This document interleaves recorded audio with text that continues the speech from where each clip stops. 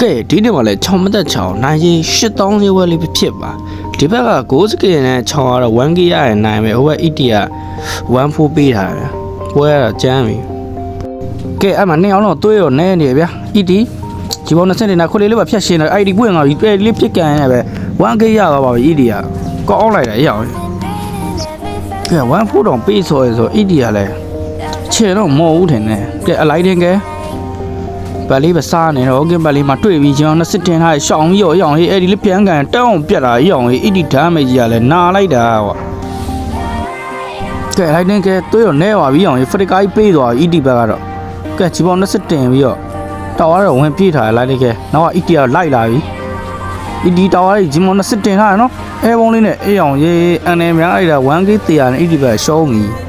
ကဲမေကလေးကျိုးသွား ET ဘာဆက်လုပ်ပြမလဲကဲလိုက်တင်ကဲဒီဘော20တင်ထားရတော့ကိုင်းနေတော့သူရတောက်ရတော့ပြစ်ကန်နေရောကြီးပိုလေးရှိနေတောက်ရမှာပြစ်ဦးကွာကဲအဲဘုံလေးပြန်ချပြီအဲ့ဒီလေးပြစ်ကန်နေပဲ